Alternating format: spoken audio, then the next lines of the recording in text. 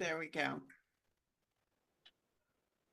Sheri-D, Okay. you're quite amazing. What you've done, like you've got the Order of Canada, you're a poet laureate, like your list and how many books you've created. I'm wondering, like, where does this endless stream of creativity come from for you? Like, where do you find your inspiration, Sheri-D? Um,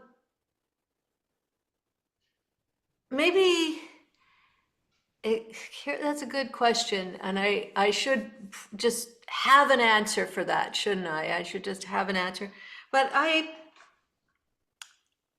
maybe these days I'm just going to answer the question as I would right now, today, no presupposed ideas or no informed information from the past, just right now. Hmm. The only informed information from the past is everything I've read and everything I've done. Um, Which is a no, lot. but no formed ideas. And so I would have answered that different than I am right now, yesterday, or I guess especially a year ago.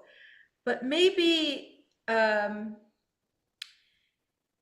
it has something to do with a presentation of existence. Like maybe it's a mark of existence, like almost like this is the proof of my existence here right now. So Mm. maybe it's a marker, and maybe it's because it's existence, but I'm not sure it's my existence. So let me take that back. I'm going to start again, and I'm going to say a marker of existence, because a lot of my new work I feel is an expression perhaps of me in the sense that I'm the vessel that it moves through. Mm-hmm. Mm-hmm. And the that existence is the existence, it's a metaphysical presence that's maybe floating around and maybe is using me as its vehicle or vestibule because of the skills that I have developed in my lifetime on this planet. Mm-hmm. Mm-hmm. Something like that. And so creativity can be a culmination of many lifetimes of many different sources. Mm. And I don't know, I think it's a story that must be told more than it is I have a light that goes on and I'm like creative now. It's more like I'm telling a story that must be told. And I'm driven by the telling of that tale and giving it the best wings that I can give it, given my skills. And so I've developed my skills for my lifetime, and I'm using them to tell the stories that must be told. That was a beautiful illustration and demonstration of creativity itself. The whole way you unraveled that question in the very moment. It was uncontrived, it was real, and it was present for what is in this field right in this moment and what is within you in this moment. What practices, Sheri-D, do you have to help to cultivate this metaphysical essence that you exude? It literally, when you were describing that, I felt it like coming through your pores, the story that must be told. So, what kind of practices do you have? I have a lot of practices. Mm-hmm. I study. And these days, for the last couple of years, I've been in meditation and also study of Blavatsky's ideas. I have a background in the study of other metaphysics, the Golden Dawn group, and the study of poetry for my lifetime. And by study of poetry, I mean reading poetry almost every day Mm. and reading it aloud and letting it vibe through me. I don't think of poetry as something that you study because you're going to find meaning or purpose or deeper hidden, because the deeper hidden will reveal itself. Also, surrealism and first thought, best thought ideas that were developed by the beatniks, and meditation more in the lines of Buddhism. Mm. And my practice is a daily walking of my dog. I love it. Yeah, I love it. And my daily work is to write every day, starting at about 6 a.m. and continuing till 6 or 7 p.m. And that is every day without fail. And I also write in a journal. I have the Metaphysical or Book of Shadows journal, and then I have the Dream Journal, and then I have the Life Journal. Mm. And those are journals that I've kept since I was 11. Well, the day, the day, just this is what I lived today and found out. It goes back to when I was 11 years old. And then when I met Diane DePrima, she told me I needed to um, keep a journal of my metaphysical, um, like it's almost like a grimoire, but it's not quite a grimoire. I call it a journal of the metaphysical or Book of Shadows. And then I also have always kept a record of my dreams and my readings. My readings and dreams go into one book. Mm. So I Incredible. have a library of uh, separated journals. Since you were 11 years old. Like, how incredible. And do you ever like go back to the journals and like refer to like Yes, 1987 or yes. yes, because I have them very well collated and chronologized. I was lucky to meet, what was his name? W.O. Mitchell. He came to my school when I was 11. And I don't know, he said, if you want to be a writer, keep a journal. And I didn't know about what it meant to be a writer. I didn't really understand that writers wrote books even. I was just like, oh, writer, that sounds cool. Journal sounds cool. I think I'll just do that. And I think I've never decided to be a writer. I never really decided anything. I just went along with my life and did what my life told me to do, and listened to what I was supposed to do, and then followed it and took instructions, did it. But I never had a goal of being anything. And I still don't really. I don't have a goal even of finishing anything. I just get involved in things, and I don't know that they're ever finished. I was lucky that my mother had said to me, "You never finish anything," when I was young, and then I was lucky I met poets because they were like, "A poem is never finished." I was like, True. "Yay! I'm gonna write poems because I'm never finishing anything."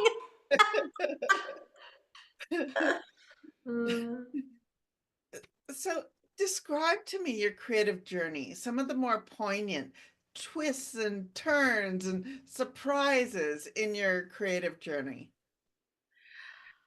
Oh, well, I started out as a dancer, um, I had these legs that were, I had to wear braces up my legs when I was a child. So I was really immobile. I had to like, they were like, because they were trying to turn them because they were like this and they wanted them like this.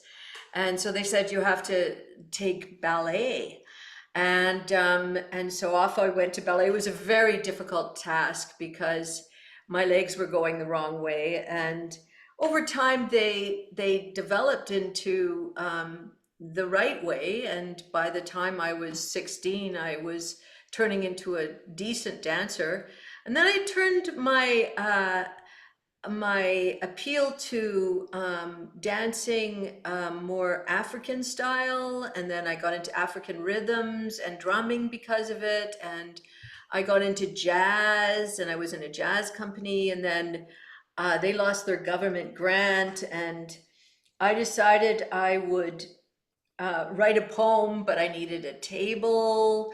And I went to the Salian and I went to get a table, and I had barely any money. I mean, I was living on dumpster food a lot at the time. And so I was like, I went to get this table at the Salian, and there was no way, they were like, well, let me tie it onto your back. And so I ended up carrying this table down the main streets of Victoria, and it was like getting heavier and stuff like that. And then I had to go to the bathroom, and I was wearing my dance gear with this table. And I wrote a poem about it. It's called Bunhead to Bard, because I was a ballet head, bunhead, and then bard poet. And then I got home, and the Salian man had tied the knots behind the flaps of the window of the table, and I couldn't undo them. And so I went to the shared bathroom, because I was living in this kind of tenement building with a shared bathroom. And I went down and I was trying to get my leotards and tights through the rope, and I was just like peeing all over myself and peeing all over the room and the table, and I was laughing, and I'm like coming out of the bathroom laughing and just going, and I wrote a poem about it, because it was like, as soon as you decide to write poems, all hell is going to break loose in your life.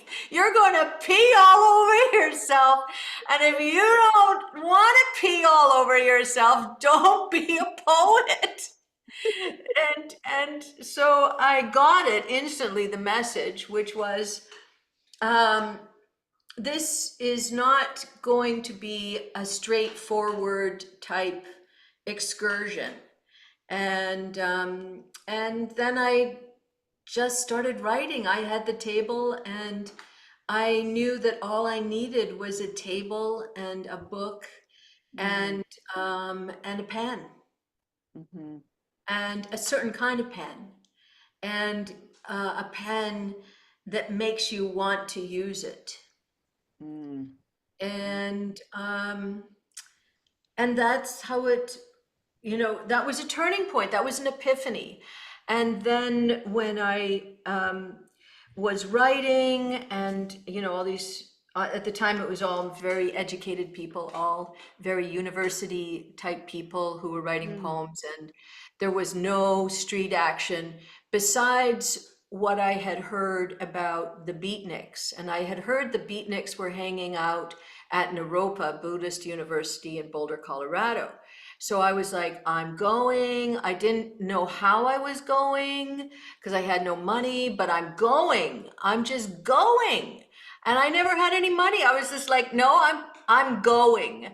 And I sent them, instead of an application, I sent a postcard with a little thing that I wrote. It was like, his name was just a handle, yet he never left the ground.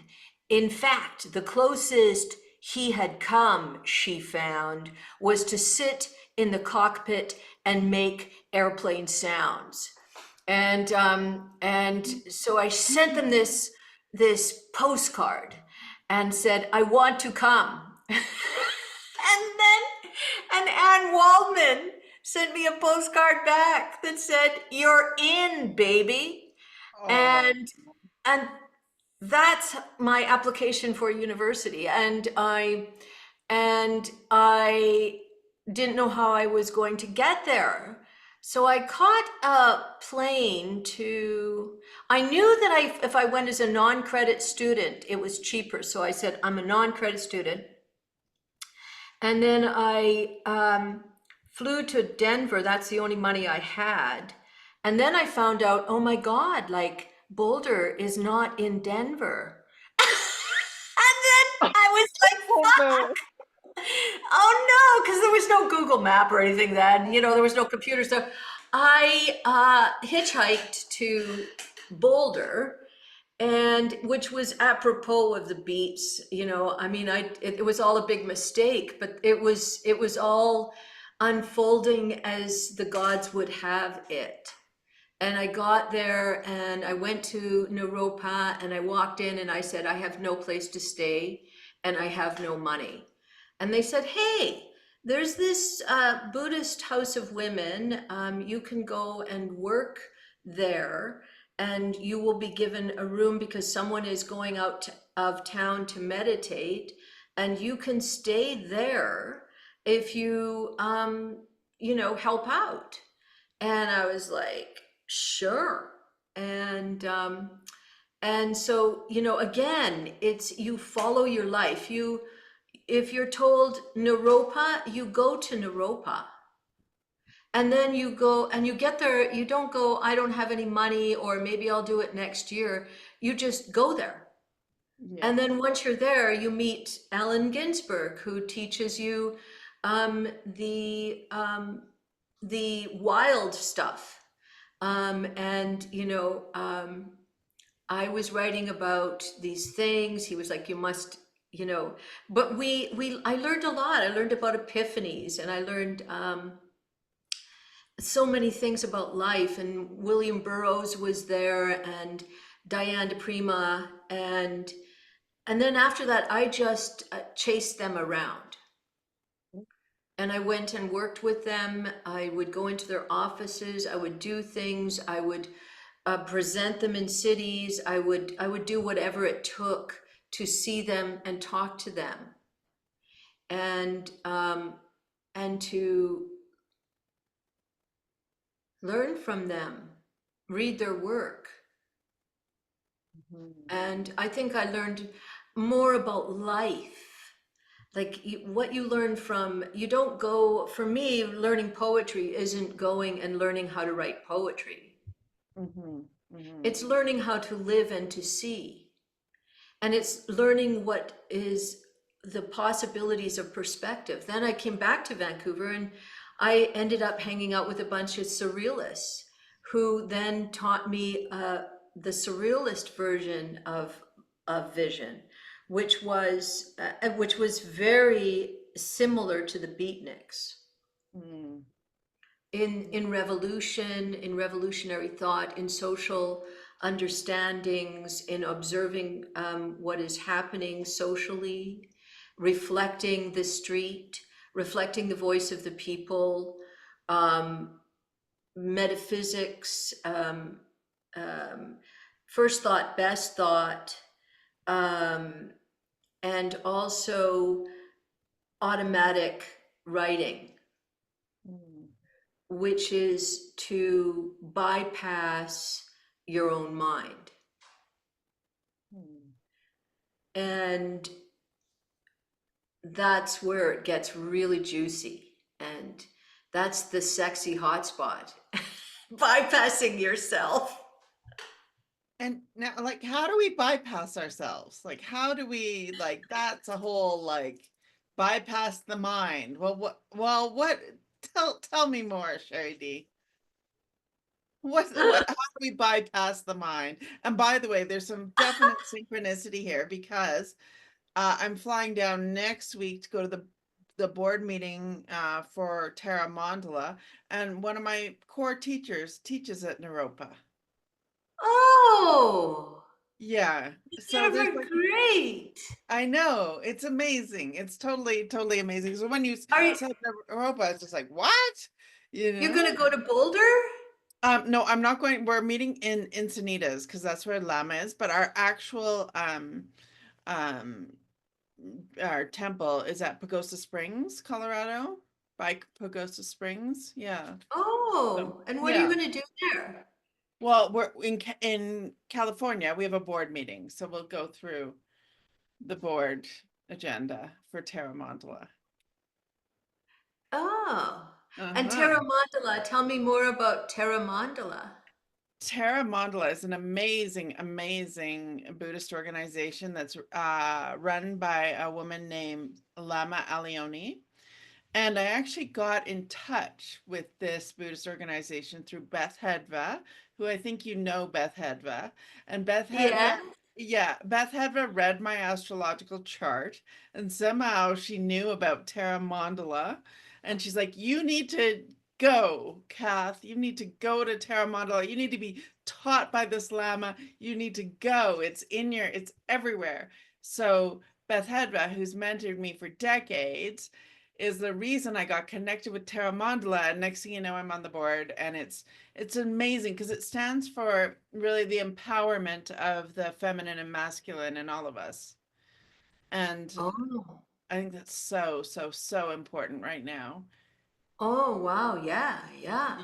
Yes, yes, yes. But let's get back to bypassing the mind because that's a very intoxicating subject. How do we bypass the mind? Like, what is it? Is it just the way, is it the automatic writing? What is bypassing the mind? Well, I'm just gonna say about Beth Hedva, since we mentioned Beth Hedva, that she's one of the most dearest people that I've ever met in my life on earth. And I love her. She's like a sister to me. And she's been so much a part of my thinking since I met her. I just love her. I met her at this bonfire, and she said to me, uh, I love you. And I said, I love you. And she said, do you want to be friends? And I was like, no, no, I'm not really in the business of picking up friends. I don't really need any more friends. I've had enough of friends. And she goes, oh, that's interesting. And I was like, well, no, it's not that I don't want to be friends. It's just that if you're my friend, it will happen. I Yeah. cannot decide that you're going to be my friend, but I can tell you we can meet. And if we happen to know each other 30 years from now, fantastic. And we Hmm. have. Hmm. Yeah. So she was right. We are She, friends. she's just remarkable. We just did a chat on my YouTube on what is healthy power. Because we both resonate with the same Enneagram type energy, Enneagram point energy. And we think it's really important for people to embody healthy power right now. Anyway, she's mentored me in so many different ways and taught me Oh, many different kind of lineages as well. The other person we have in common who said, Kath, you must meet Sheri-D is Krista Poole from Can Learn. So there's all these people who are pointing oh, me to you, Sheri-D, the amazing you, Beth Hedva, the amazing Krista Poole, like all I these love Krista Poole amazing, too. right? How can we not love Krista Poole and Beth Yeah, Hedva? Like it's so they're true. both, but that also shows the interconnection of creative moments. Yes, there is an interconnectedness that exists, and it's maybe that um, that hive mind that is happening and does happen. That we are all connected um, so deeply, and in fact, and certain people are um, are like magnets right now. It's really great because there is a coming together, and there is a building, and there is a building energy and power right now, which is so cool. To bypass the mind is a form of listening, I guess. It's like a form.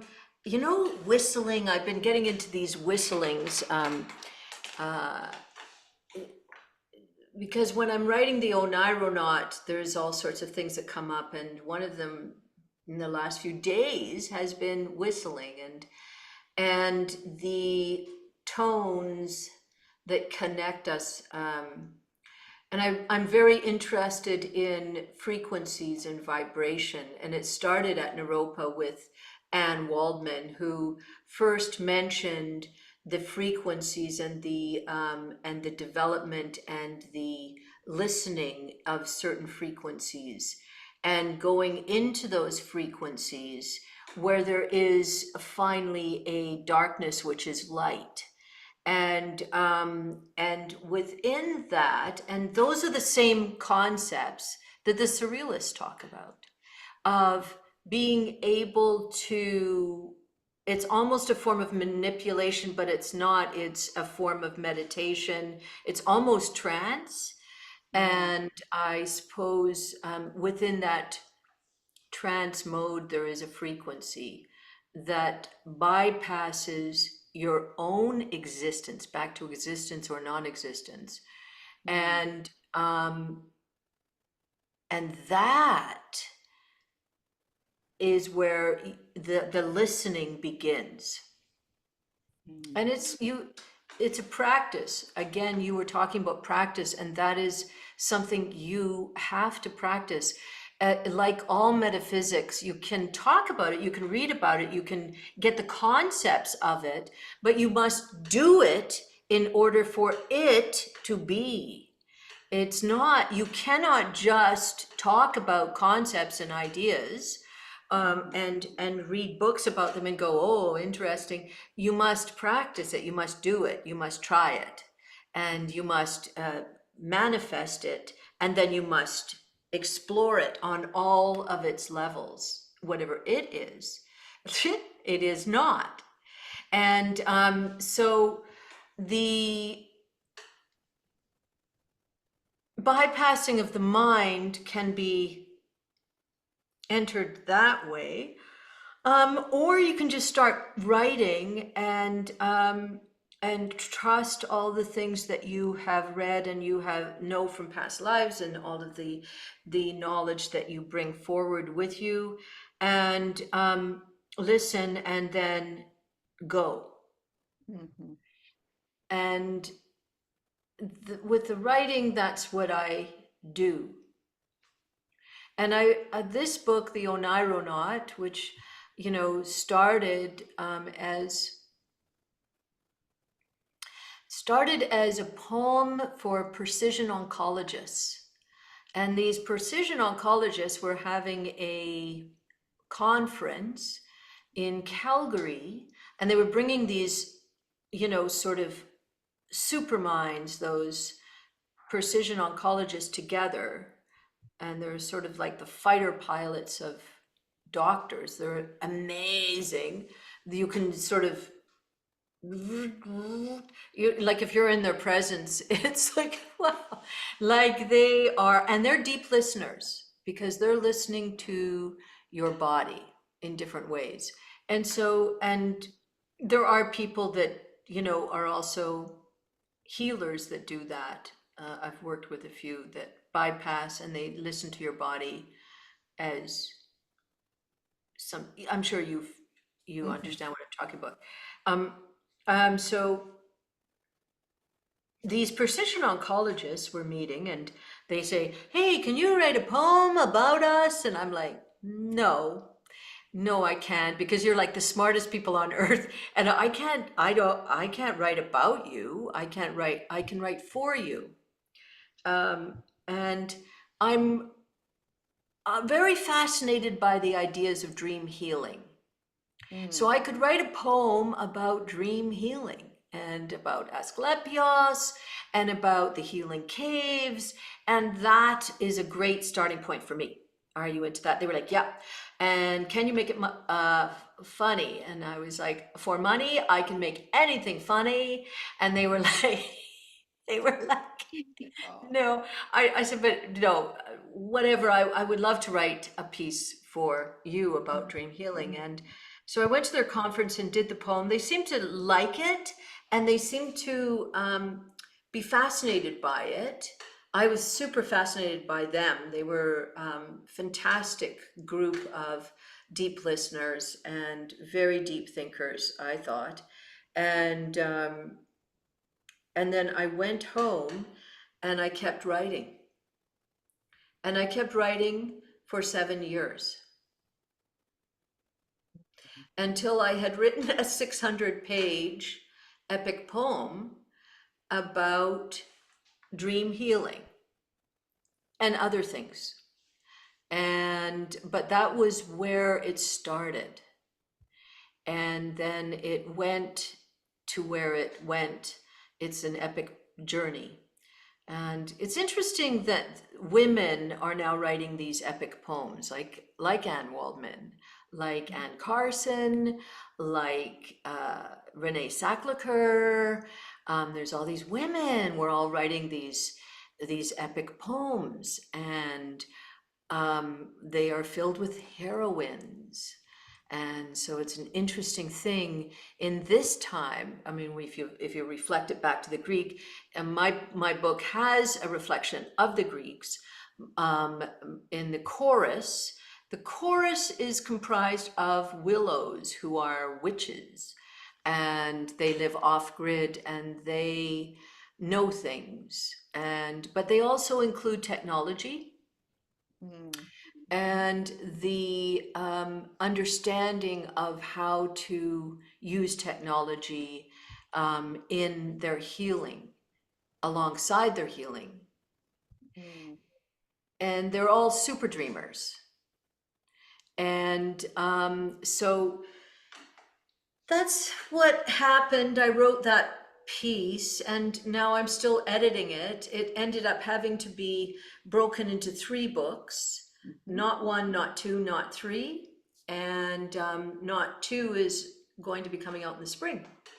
Amazing. And what about not 3? When is it coming out? The spring after that. The spring after that. Okay. And so now we've gone present, we've gone future. Let's go backwards. What's your favorite book and why that you've written and why? That I've written? Mm-hmm. Oh, well, it would be The Oneironaut.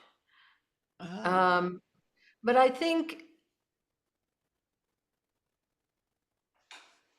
my favorite book wouldn't be one that I had written. It would definitely be one that I'd read. I don't know. The books that I write, I don't really like. I tried to do a collected works, and I don't have a taste for it anymore. Once I've written the book and it's gone, I've moved on. Yeah, yeah. And Okay. it's weird. I don't want to go back. I keep on moving forward, and I always feel like, oh, this is great. Like the Oneironaut. I love it. This is great. I love this when I'm in it. And then once I've left it behind, I'm into my next, oh, I love this. You're So the top of I the never crowd. get I never get into like saving up and going, well, yeah. There's a few poems that I love saying, and I love them because they're transformational poems that have used sound to transmit. Mm. And I love to say those poems because I'm transmitting and it feels good and it's transformational. And I love that. Is there one right now that you feel called to say in this moment Oh, wow. or sing? No, no, I Mm-mm. don't. Because, as you know, I'm editing and I'm like right now editing about 12 hours a day because I'm in the final push. Like it's like, you know how people call it cramming?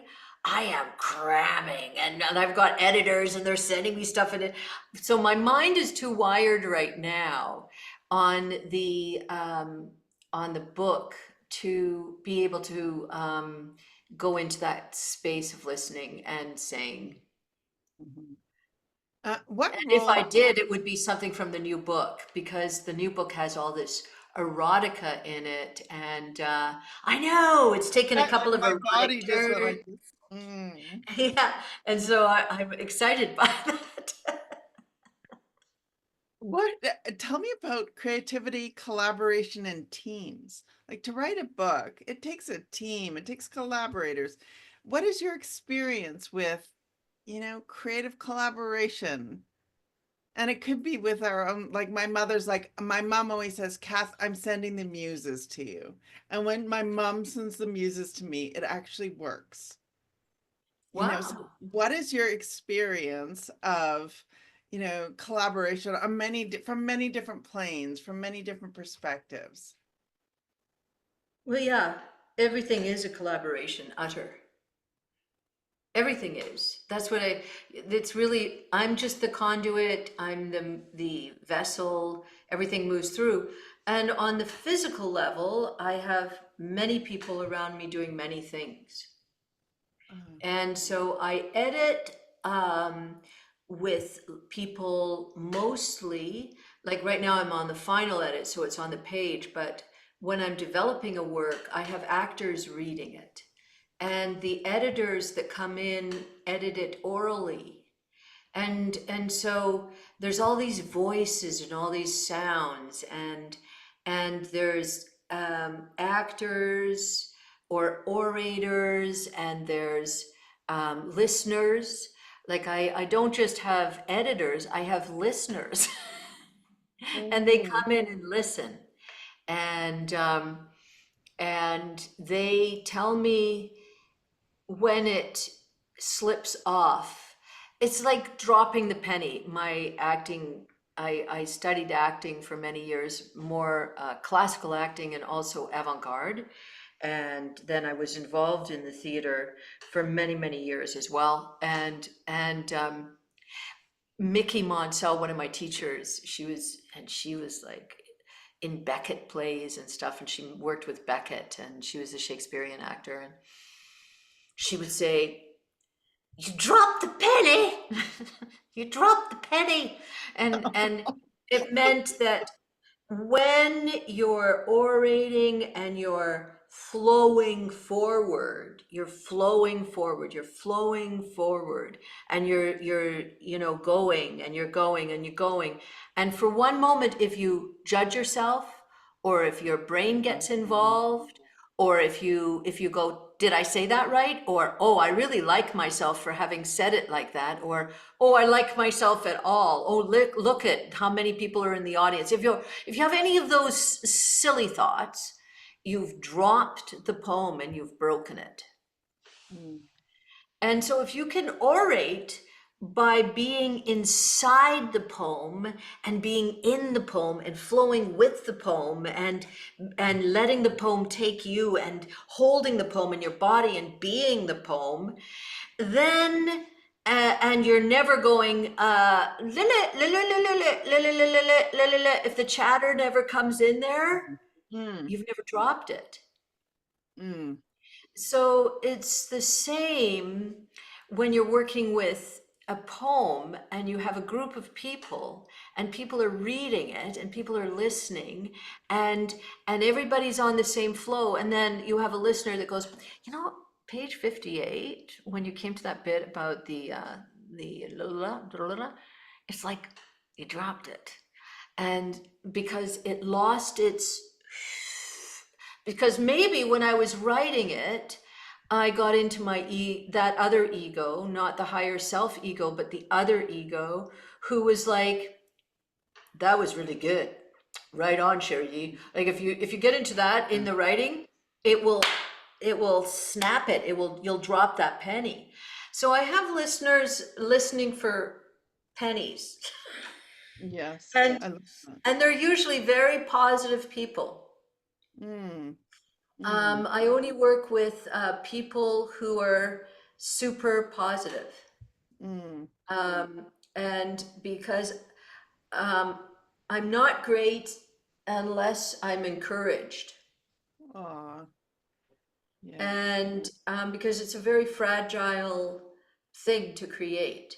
So I work with people who are super positive, not to say that they go, this is great at all, but how they tell you it isn't great No. is is kind, and there's kindness. So and there's a gentleness, and there's also a truth level that Mm, is that has a really deep line.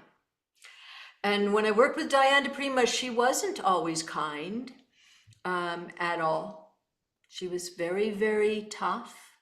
And I would walk away sometimes just.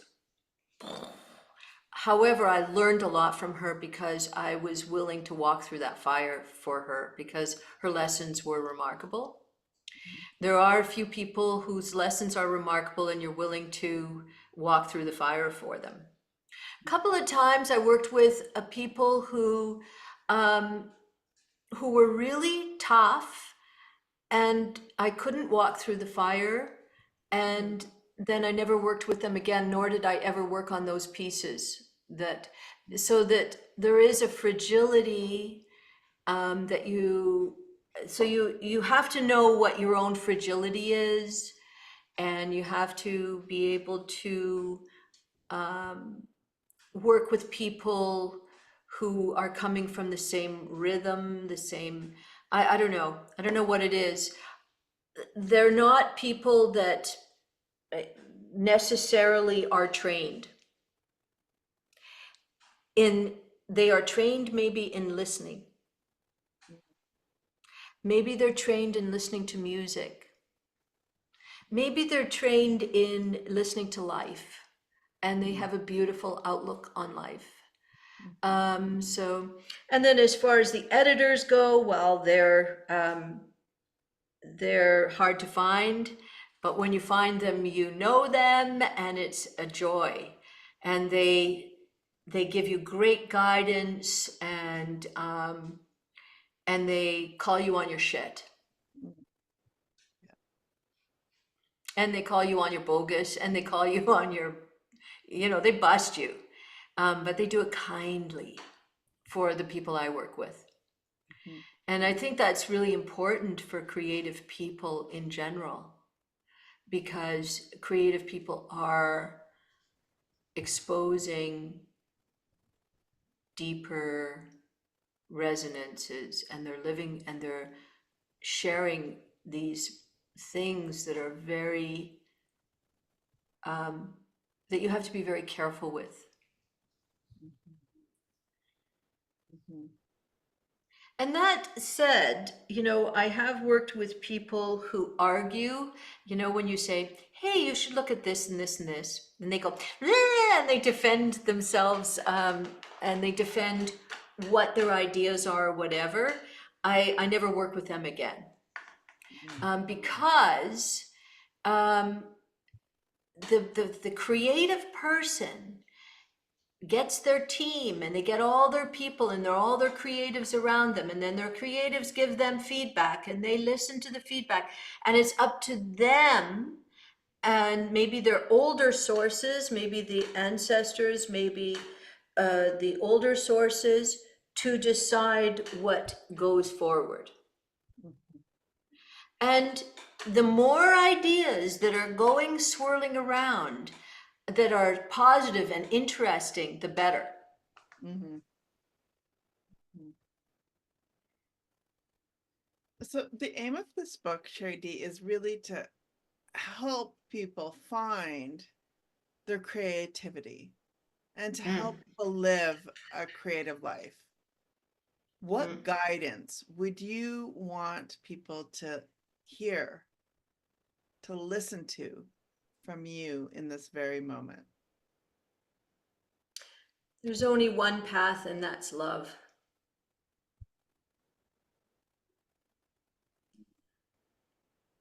Really. And I mean that really. And that means respect, care,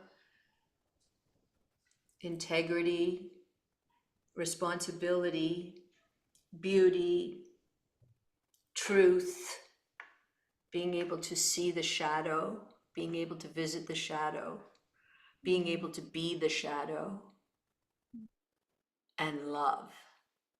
And if you're not creating with love, then it will never take you to all the places. And love is also listening. And if you're doing it and you're in motion, as Mickey Monsell used to say, if you're in motion and you're doing it, and she would call it limerence, if you're in limerence and you're in the love and everything's flowing, everything will flow. And it will take you, and you can trust it. And if you're not in that place of love, you will and you get into the ego, which can happen, the bad ego. You will start running up against walls, and things will start happening. So it's best to just stay on the path and then and have the love and walk with care and respect. And read everything. If you want to be creative and you want to write, then read. Read. I cannot stress how much reading. And I love to read, and I read a lot. And I think that's where the eyes start opening in perception with writing. I've heard many writers say this. It's not new in any way, but a lot of writers don't do it. They don't read. And in order to be I've heard recently, I was like at a poetry reading, I was like, oh man, like every poem sounds exactly alike. They all sound alike, these poems. There's nothing sparkling. There's nothing sparkling or surprising or startling or freaky or twisted. It was just the same poem, poem after poem after poem. And they all write poems. That's great. I'm happy for people writing poems. I'm glad they're trying to write poems. But what about the remarkable? And the remarkable comes with the surprise and the shock. And, when you're young, you use shock value. Shock value can be so delightful. I wrote a lot of shocking stuff when I was younger, because that's how I could be startling and shocking. And I could make people listen by saying things that they were like, what did she just say? And then as you get older, you can be startling in other ways. And people can stop because they go, what is that? In the Oneironaut, I also use words, ancient words that are well out of circulation. And you will have to look them up, because they're magical words and metaphysical words that are, arcane. And I stop people by having to look up what words mean. And, I know about everybody has said it, write the poem that is complex in the simplest way possible. And I agree with that. And in this, I am asking people to look beyond the simple. Because our language is shrinking. The I did not language, know that. yeah, the language is shrinking, and it is transforming and electronic, blah blah blah. Yeah, yeah, I agree. And conlangers and however our language is shrinking, and our the possibilities of the imagination because of knowing a word that expresses this sensation, this beautiful thought, like honorifibilitude being in the state of honor. Mm, And little things like that that are so beautiful. mm, Um, and so I decided to, delve into the arcane language. And within the arcane language, you have words that were created for transformational sound. So when you say them, you can be physically affected by the vibration of them. You can also uh, present them, and people will be maybe reordered slightly. And those vibrations are in poetry in the sound. And the words that you choose become very filled with possibilities at that time. And partly rhythm, but mostly frequency and vibration at that point. So the syntax no longer has any bearing when you're functioning on a different level altogether. And mm. it's there are mystics that have worked with those sounds, like Bingham, and the mystics who have developed sound and music and words and ideas that transform space. I'm very interested in that at this point in my life, Mm. and thrilled by it, because here I am reading Blavatsky aloud every week. I read like 100 pages. Like, it's zooming through my body, and it's like, wow. At times, I feel like she has completely reordered my molecules.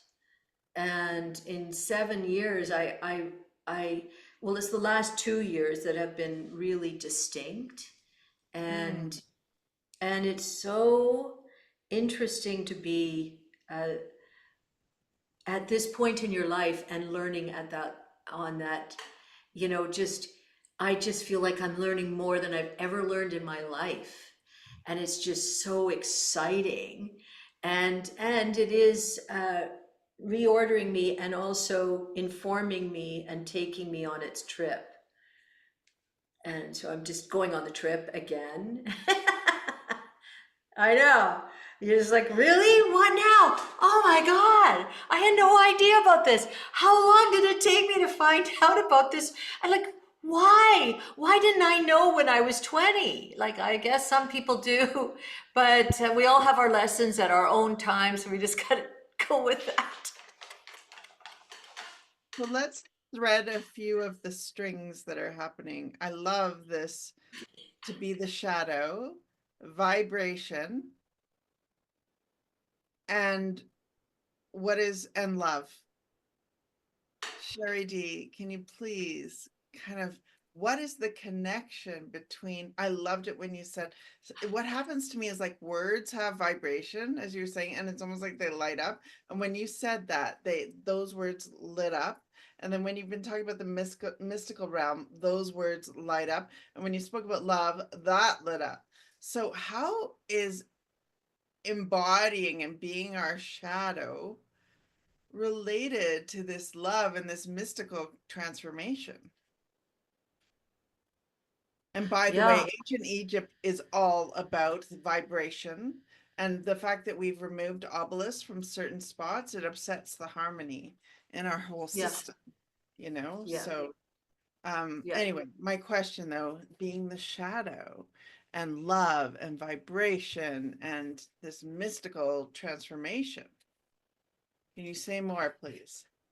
Well, I think we all know that if you open these doors, you're going to be light and dark. You're going to be the form and the non-form. Mhm, You're going to, so like you say, the male and the female, like it's this balance, and it is the duality. It's also the third. mhm, So we're all going to be that if we open those doors. Um, and in order to be someone who can carry the truth or walk the truth, you must be the shadow. And if you are the shadow, then you are the light. Because you cannot be the light unless you are the shadow. Because the light is the shadow. So you are speaking the truth, which means a lot of things will fall away, in particular, people. Um, and you will be less surrounded by a lot of people and more surrounded by the people who live truth, because they gather more. And especially nowadays, and I think it does improve um, so much for you. And it also allows you to go to some dark places. mhm, And in this writing, the first draft, mhm. I was all about healing. Mm, And then I woke up, and after like 2 years of writing it, I had already done a draft. And I woke up and I saw the shadow. And I realized the only way I could go deeper into the light was to introduce a darker shadow. And I was like,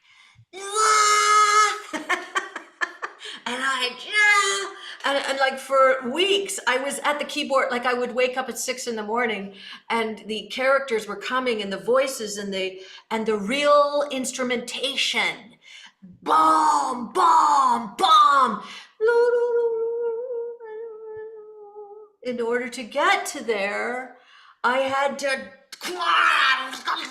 and I okay, and I, like metaphysically in life, I got something there. I yeah, got yeah, something, yeah, and stop yeah, being nice yeah, does yeah. not, you see. And I think I took me a long time to get that, to get it. And Diana Prima used to mention it to me, and I listened, and I was like, but I didn't get it until I woke up that morning where I got it. I was Mhm, like, oh my God. After all those years of yeah, being told something, and when it came through dream, night, sleep, whatever, whatever voices came in, they awakened me. amazing, And amazing. that's what creativity can do, because it takes you and it teaches you what you need to learn. Sometimes you don't want to learn those things for sure. It's And true. then other times you go, oh. And the good thing about creativity is that you're always learning. And if you think you've arrived, you will never arrive. Mhm. And you cannot, like with creativity, you always have to feel like the underdog and that you haven't done it yet. And if you think you've done it, you will never do it. So you cannot, you can always go, uh, leave the past behind. And you've never done it. And you're doing it, but you're not really doing it because you haven't done it yet because you have more to learn. Yes. Yes. Yeah. And that, with the love, and that's the love of everything that you are writing, the limerence of it, even if it is dark, Mhm. because you must love what you are saying. And if you don't, then you become a politician.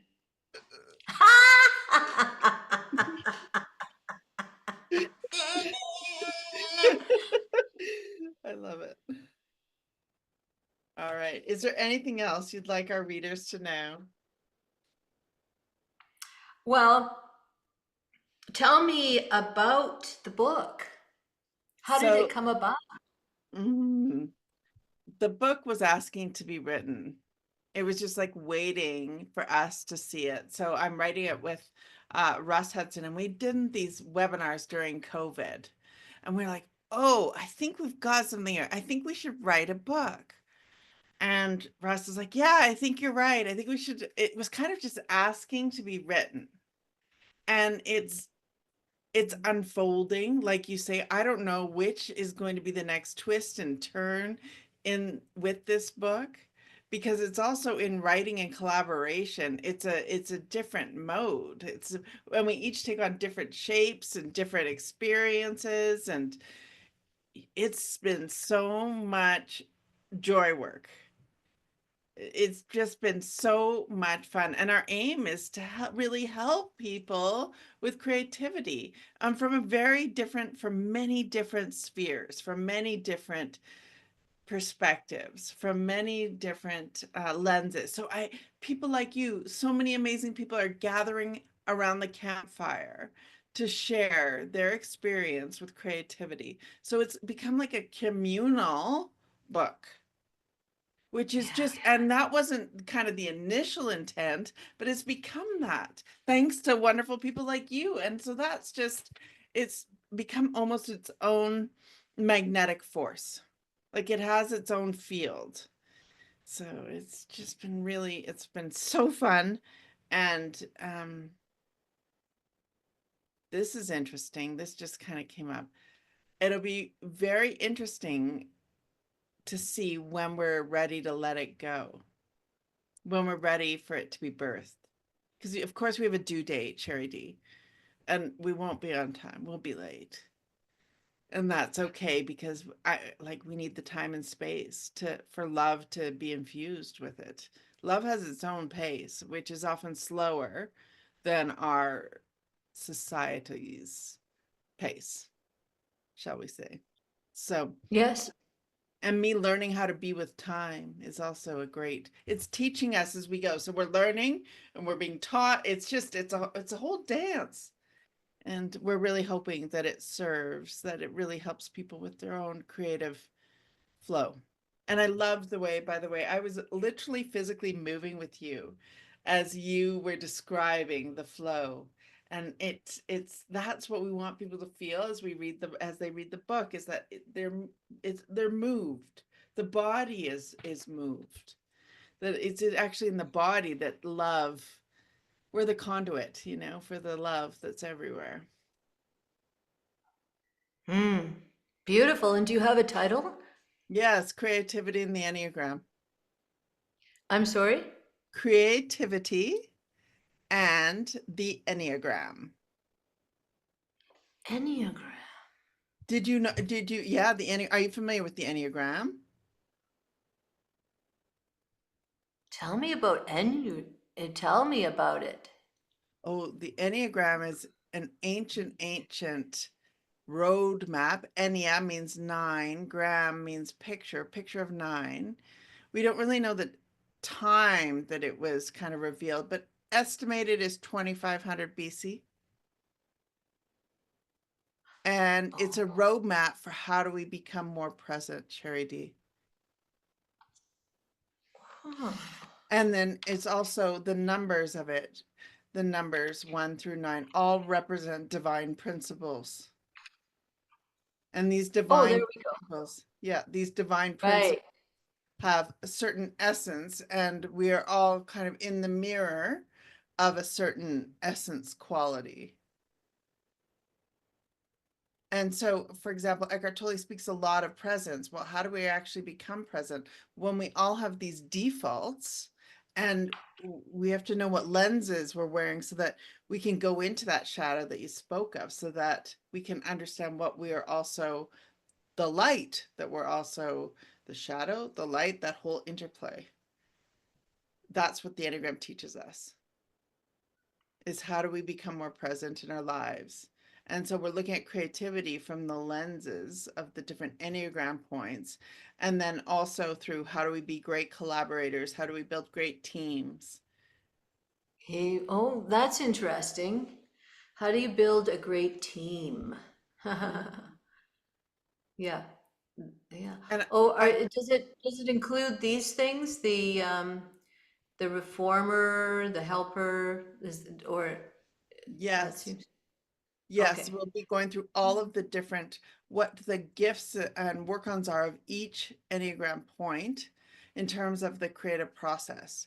Not in terms of pigeonholing people, rather in terms of what does it open up for us in terms of our own inner landscape as it relates to our creative process. So we'll have certain Yes, proclivities for certain points more than others. And to actualize creative projects often requires all the different energies. And the Int vibration, you bring up vibration, and then what's the vibrational field of each Enneagram point? And what's the right. medicine? That's what this book will invite us into. Oh, that's cool because there's colors associated with them too, which probably correspond to the chakras. Very Oh, much so. oh my gosh. Okay, so interesting.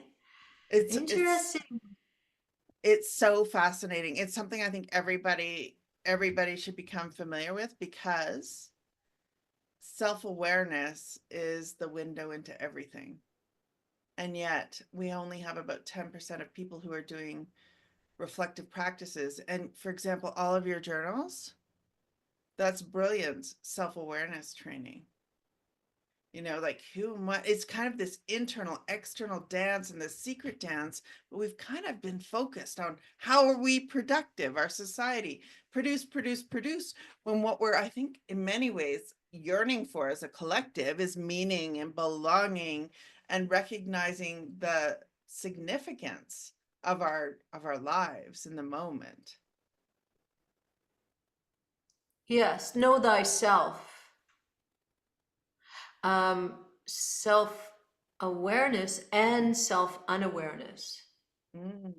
Can you say more about self-unawareness? I want to hear you say, I would love to I'm hear just about thinking that. like to balance there's self-awareness and there's self-unawareness.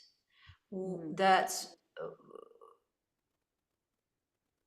when are you aware you're not yourself? Like there is know thyself and know thyself not.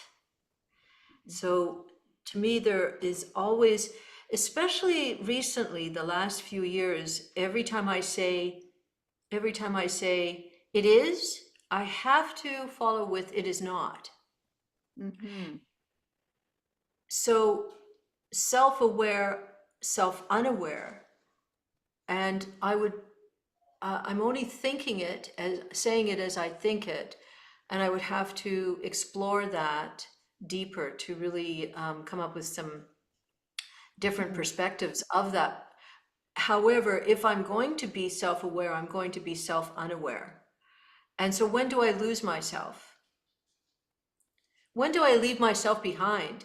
And Mhm. so, it's the very thing that the, sitting in the chariot and sitting in the center and having the two grips and always going in the center of the light and the dark. And if you're always going in the center there and keeping that balance, then if you're just self-aware, that's good. And then self-unaware, that would include everyone. And I guess, like, where am I in relationship to all? And if I'm not in relationship to all at this point, I don't know where I am. Mm-hmm. So know thyself and know thyself not. Mm-hmm. And that I am, if I know that myself, I am saying I know all, because I cannot know myself unless I know that I am part of all. I'm only one in all, and they are me and I am them. So it's this Sheri-D,